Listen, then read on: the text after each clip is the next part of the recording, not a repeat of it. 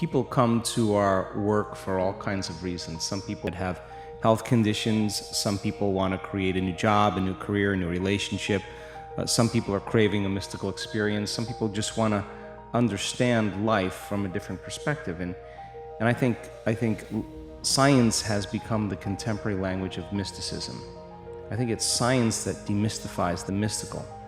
And if you can combine a little quantum physics with a little neuroscience, with neuroendocrinology, with psychoneuroimmunology, the mind-body connection, epigenetics, all of those sciences point the finger at possibility. And if you talk about religion, if you talk about culture, if you talk about tradition, even spirituality, I noticed that you divide an audience. But science, in a sense, creates community. So people come for all kinds of reasons. And what I've learned in the last year or so is that what people really want is wholeness. Because when we want something, we're in separation or in lack, right?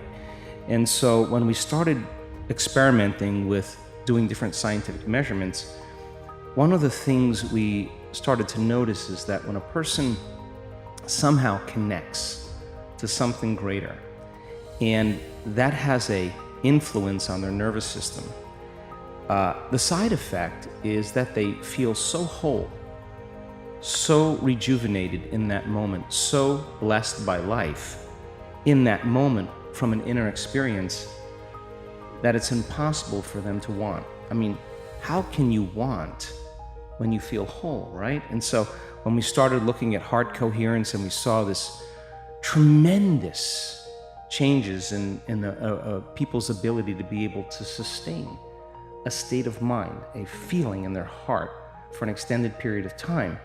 We have data to show you could be sick and do that. You could be a vegetarian and do that. You could be a carnivore and do that. You could be rich, you could be poor. And it doesn't, if you're skinny, overweight, doesn't matter.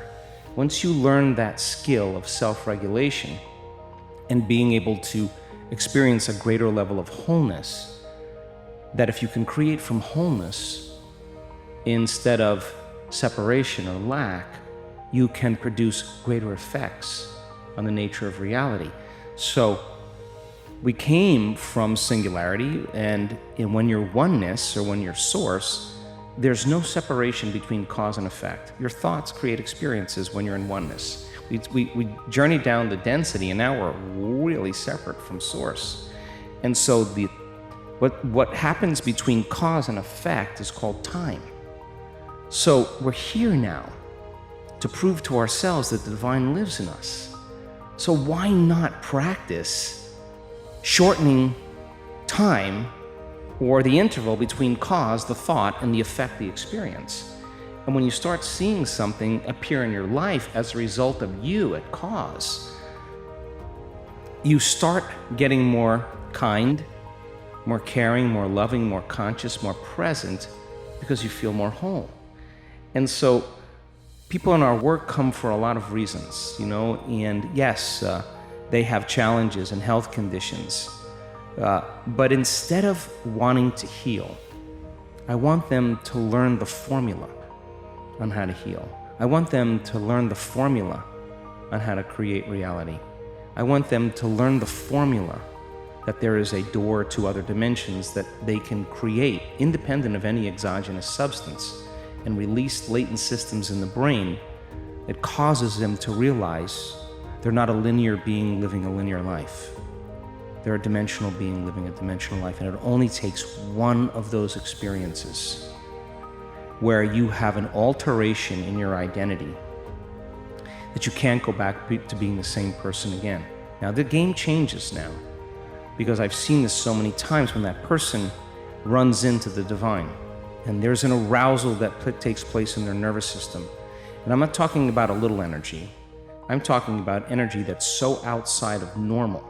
But the arousal isn't coming from fear, which normally creates arousal. It's not coming from aggression, which normally creates arousal. It's not coming from pain. They are running into information. They're running into something profound, and the arousal is creating ecstasy. The arousal is creating bliss. The arousal is so profound. The feeling that they're having isn't coming from anything out there. It's coming somehow from within them. And they get a taste of that, and they're less seduced by the outer world. They know where to get it. And now they have a romance with the divine. They have a date with the divine every day, because the process of creation in connecting to that field should be ecstatic. The process of healing another person should be bliss, because you need to connect to that field and create from the field instead of from matter. So there's so much cool research that changes our mind about that, because it's not matter that's emitting a field. It's the field that's creating matter. You teach people to change the field. You change the field, you change matter. And understanding that is a reversal in navigating in a realm beyond space and time. That once you can get beyond your attention on your body, get beyond your attention on different objects and people and things at certain times and places in your environment, no longer anticipating the next moment or living in the past, when a person can get transcendental beyond their identity, they start passing through an eye of the needle. And that is their connection to that unifying field, that invisible field of energy that actually is connecting everything physical and material. And you can't use your senses when you're there. In fact, when you are there, there's a whole nother set of rules to execute in. There's no place to go. How could you go if there's no space? If there's no space, there's no time. Every thought has a frequency, and being able to create from that place is why we're here.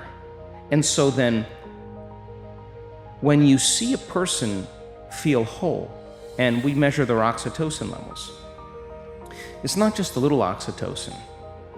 The oxytocin is 200 times normal, and oxytocin signals nitric oxide.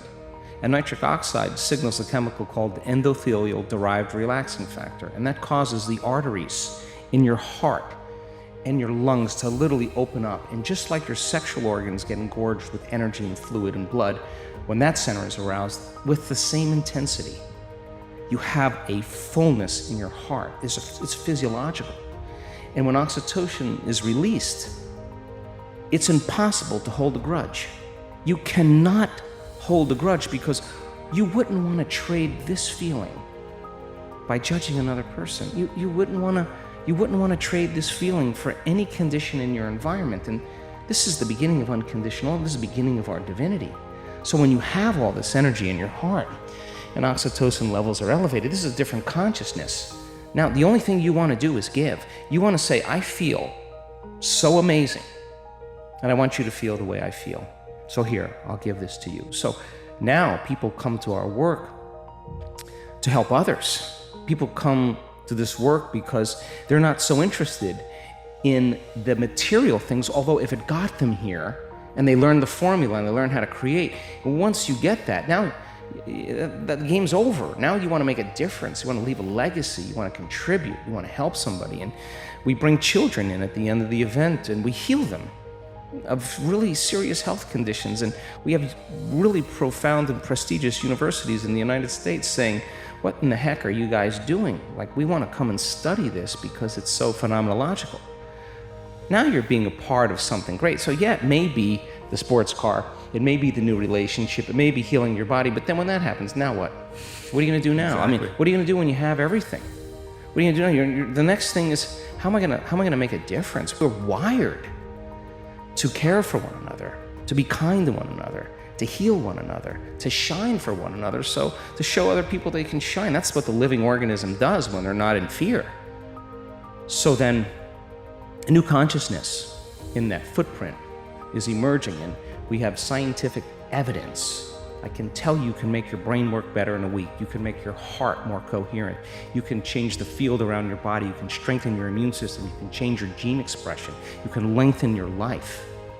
You can create so many oxidative changes in your cells. We have great research to prove that. That's the truth of who you are. That's the truth, that miracle within you. That evidence is the backbone that gives people permission to try it out. It's the language. Evidence is the loudest voice. And so then when we begin to make those inroads and the footprint exists in consciousness and you're witnessing it in three-dimensional reality, the illusion of limitation begins to change. And now all you want to do is you crave the unknown.